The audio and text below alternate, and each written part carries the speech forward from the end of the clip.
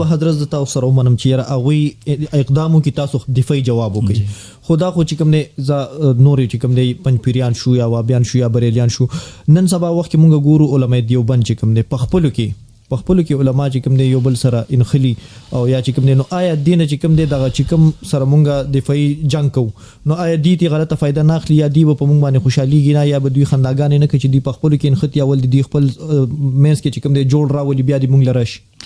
نو زه تاسو ته یو خبر وکم چې زمونږ اهل حق په منځ کې تر اوسه پورې الحمدلله د عقاید او مسایلو باندې تر اوسه پورې دغه اختلاف نه راغلی څوک چې دیوبندي وي الحمدلله هغه بیا د علماء دیوبند په قاعده د اهلسنت والجماعت په قاعده باندې کلک ولاړ دي کله کله یو سړی دغه سیم راشي چې هغه د دیوبندیت نامه خلی بعضی نور سيزونه دلته غلطه قاعده نه کوي نو زمونږ په خپلو کې کېناستل هغه خو اول د دې خبرې دلیل نه دی چې موږ د خپلو کې بحث وکړو په علمي مسایلو د خو عبادت دی صحابه کرام رضی الله عنهم اجمعین په منځ کې شوي دي بعضی بحثونه تابعینو کې شوي ټول اهلیه زمونږ منځ کې بګي داس خبره نه ده بعضی خلک هغه د غسیدي چې شهرت لیونی کړي د خلکو بذاتیات او حمله کوي نو بس هغه معذور دي هغه ته د هدایت دعا کول شنور ورته سو وایو دویم دا چې په دیوبندیت باندې څوک متفق دي هغه الحمدلله تر اوسه پورې نه موږ سره لانجې شوي نور سره زمونږ لانجې شوي ته مشران زمونږ کابر الحمدلله نوجوانان حناب چې هغه یو پلیټ فارم دی تنظیم نه دی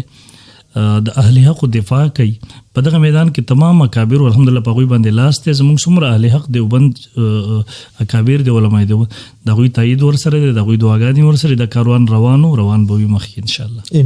ان شاء الله حضرت دغه پښتني لبر اعظم چې د مناظرین علاوه د عقیده د تحفظ لپاره او د باطل د عقیدو د روکثام لپاره د مناظرونو علاوه تاسو کردار سره او یا چې کوم اغه ځوانان چې اغوي چې کوم د خپل عقیدې نه خبر نه دي یا باطل لګیا دي پاغي باندې کار کوي اغه ځوانانو ته پیغام سور کوي زه یو پیغام خو بزور کوم خو یو خبره بستاوس ته وکم چې مونږ تاسو پیژنې صرف په دې باندې چې موږ د پنځپیریت او د وابیت او د بریلیت او په دې شزونو کار کوو الحمدلله زمونږ دایره ډیره وسیع ده خو لا تر اوسه پورې داسې زونه د خلکو مخې ته نه دي زمونږ تیر کال الحمدلله دې روزې نه مخکې د ګلګیت نه ما سره یو مولانا صاحب رابطه وکړله ویل چې زمونږ کسان دي کنیډا کې قادیانیت شوي دي مسلمانان د پاکستان 3 کسان نمونه موږ سره په ریکارډ دی ټول لرسه ما ته وی چې وس هغوی مطالبه کوي د انلاین مناظرې او مختلف ځایونو کې مرابطې کړې ستاسو نمبر یې راکړو زما یو شاګرد مفتی رحید الله صاحب اوس د سکل کراچۍ کې دی ما سره تیر کال را سره دا یو 2 طالبان علما نورو بیا ورته ما دیو ته ترتیب برابر کو آنلاین په اردو کې راغی سره مناظرې 2 شپې وشوې سلور کسان قادیانیانو خپل ټاپ کلاس مناظرین ورته بدل کړل د هغه مناظرې په اخره کې د کم 3 لکان چې دیو قادیانیان کړي او هغوی په ویډیو کې فیصله ورول در قادیانیان توبه طیب شوي دي اوس د دې اختر نوس زموږ بله مناظره په کنیډا والا سره جوړه شوله لا تر اوسه پورې د هغوی مناظرین غاړه نه ږدي هغه د کنیډا 3 لکان چې کوم زمونږ په مناظرو سره راواپس شو یقین وکړه به د کنیډا نه ډېر قادیانیت خورېږي یقین وکړه هغه لکان اوس وټساپ ګروپ جوړ کړی دی څومره قادیانیان چې د پاکستان هغوی یې پېژني یا د هغه زی دي او پښتانه دي یا اردو والا دي هلته راولي زما هغه 2 شاګردان یې هلته ایډ کړي دي د هغې هلته جواب کوي که د هغوی څوک مناظرې له راځي نو دلته مناظرې ته مخامخ کوي دې نه مخکې د نورو مختلفو ممالکو نه موږ سره رابطې شوي په دغه موضوع د قادیانیت په حوالې سره الحمدلله زموږ خدمات ښکاره دي دویمه د الحاد دی وخت روان دی په یونیورسټو کې زموږ هغې ته مستقل نوجوانان اسلام مستقل تنظیم کار کوي په هغې پلیټ فارم دی زموږ نه تنظیم نه پلیټ فارم کتابونه په هغه موضوع 4-5 زموږ راغله تر اوسه پورې 9 ملحدین زما په لاس باندې مسلمانان شوي دي الحمدلله چې اشکالات یې موږ ختم کړي زموږ مستقل پلیټ فارم دی د هغې لپاره په هغې باندې کار کوي ملګري لګیا دي زمونږ مستقل بعضې خو زموږ سره په تخصصاتو کې شاګردانو په دې موضوعاتو باندې مستقل موږ تیار کړی هغه مستقل غړ کتابونه به دا موضوع ولیکله پروګرامونه جوړ کړي د الحاد په خلاف باندې لګیا دي دلته یو ځای کې مخکې کال مسله پیښه شوه ډاکټر صاحب ما سره رابطه وکړله ویل چې دلته زموږ سره شیانه ډاکټره ده او هغه وایي چې مناظره کوو خپل ملایان راولو تاسو هم راوړئ ما ته چې مختلف ځایونو کې موږ رابطې وکړلې ستا نمبر یې راکړو ما ورته ویل صحیح ده ورته وایي چې ملایان دغه کې خپلو کې به لیکل وکړو په یو موضوع یوه هفته کې د یو ملایان تېر نه شو ډاکټر صاحب بیا ما سره رابطه وکړه ما ته ویل ته ټایم دغه که دیو درولو ډاکټر یې راوستله بیا ما سره کېناسته ګنټه 2 اشکالات یې ختم شو هغه شیعت پرېښودو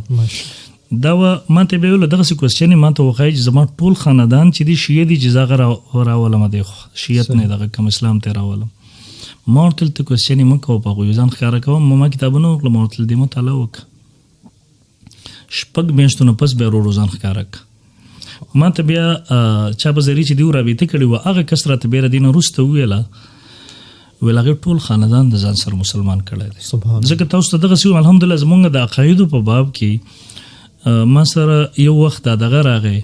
د نشنلیانو مفتي معاذ صاحب شاید چې دا خبره مناسب نه وي په میډیا زه به اول ځل راولم ما سره ټلیفوني رابطې کولې تا سره مې ملاوېږم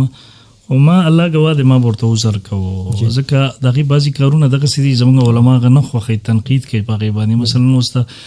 پکړی سره راشي ټپې مپې شروع کړي او دغه داسې نامناسب زما په خیال هغه چې هر څه باره کوي هغه به د هغه خپل خیالي بله ورځ دی اچانک زما په مدرسه راغی زه ناست وم بله ورځ میلاو شوم ګپ شپ لګو نو ما ته ویل که تاسو ما ته ویل په هر څه نظر ګورئ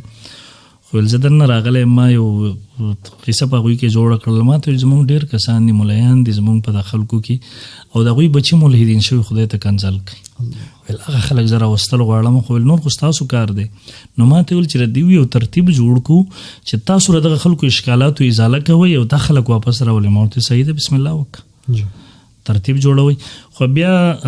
یو ځل دیو طالبان زموږ بوم تل هغې باچا خان مرکز ته بوتله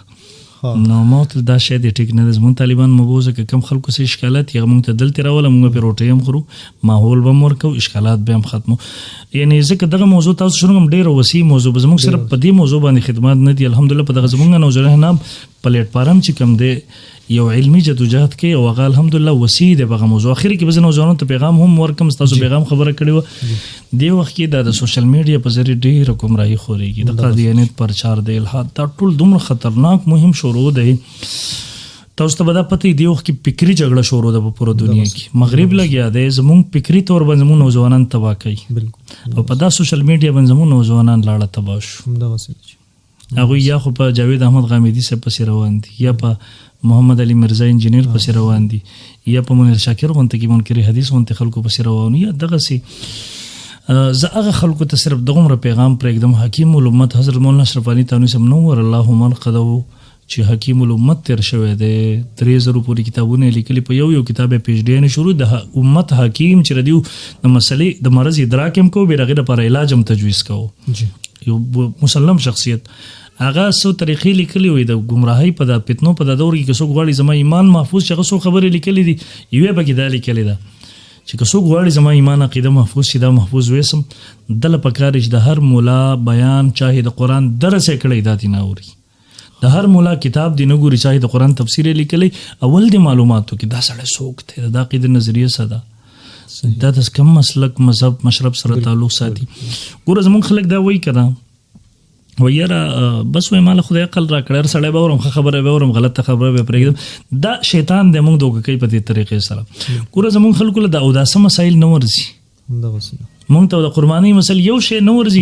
بیا چې د ایمان او عقیدې خبره چې دا په خپله مفتي اعظم جوړ شي هلکه دا خو په عقل نه پېژندلی کېږي که نو دې لپاره خو 50 کلونه دلته خلکو تېرله نو دا شی وپېژندلو ته علماو ته رجوع وکړه تر اوسه پورې چې ته په کوم دین باندې روان یې هغه علماو ته رجوع وکړه برای مهرباني مزه حدیثونه دې څوک انکار طرف ته بوځي څوک دې د تقدیر په باره کې څوک په یو بنیادي عقایدو باره کې شکوک و شبهاتو شکار کوي د آخرت دې تباه کوي دنیا دې تباه شوي آخرت دې تباه کوي